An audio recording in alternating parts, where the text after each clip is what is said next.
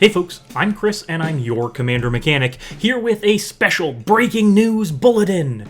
We have the most recent quarterly update from the Commander Rules Committee, and we are seeing both an unbanning and a banning in this round of changes. First, the unbanning. This is a bit of a head scratcher, but the Rules Committee has chosen to unban Worldfire for Commander play.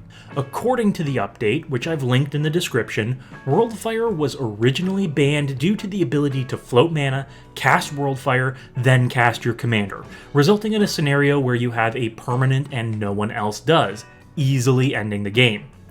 However, unlike with similar effects, they feel this requires a massive amount of effort and resources, and a spell that costs 9 mana should be able to win players the game, especially if it's 9 mana plus the cost of your commander.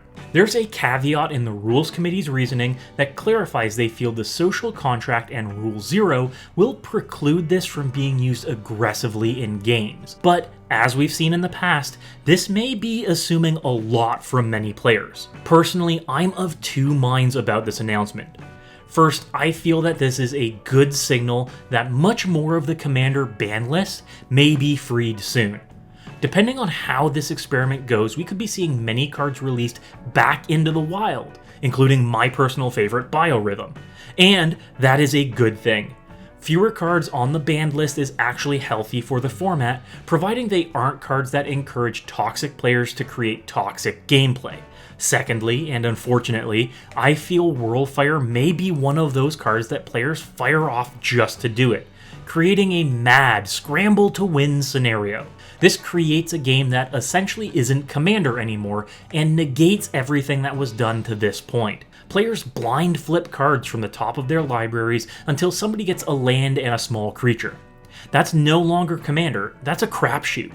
The Rules Committee is discounting the ability to cheat this card out for far less mana, and in red, where massive rituals exist like Mana Geyser, this can easily be popped off on turn 3 or 4. Exploiting something like this is not going to be healthy, and is going to create a lot of feel-bad moments, in my opinion.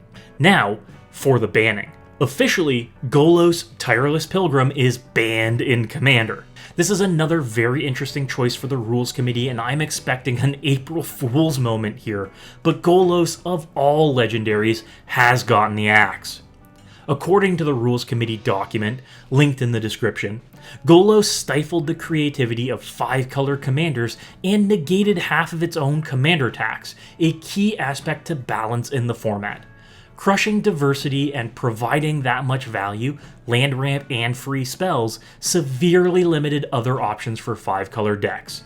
Generically good 5-color commanders, in their opinion, are a problem of the format, and for the good of us all, they're pulling the plug on Golos. Again, I'm left a little flummoxed here. Golos is relatively innocuous, though does have a very high value floor to him. Banning a card because it's good or popular seems counter to the Rules Committee's previous assertions that bans are made to improve the overall health of the format and welfare of the players. This just seems like removing many players' favorite commander for the sake of making them choose something else to play.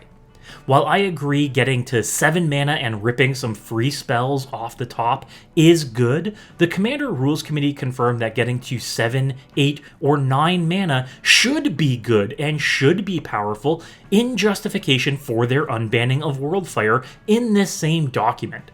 And other more impactful commanders and less impactful spells remain unbanned and banned respectively.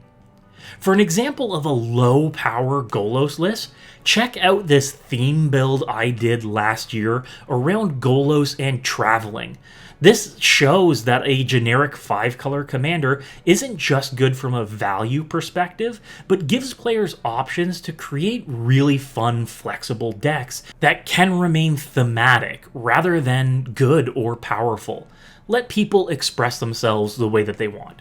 Regardless of my personal feelings, these are interesting choices and ones that, while I don't agree with them, are definitely going to start to shake up the horizon of the entire format. I would expect to see many more cards unbanned by the end of the year if this Worldfire experiment goes well. And I'm hoping we don't see more commanders added to the banned list for the sake of them just being generically good. I'd hope a criteria for bannings would be unfun, disproportionate value, and warping of the way the game is played. But for now, I think these are signpost bans and unbannings that should inform us better of what's to come in the future. Let me know what you think of these bans in the comments below, and as always folks, good luck, have fun, and be kind to others.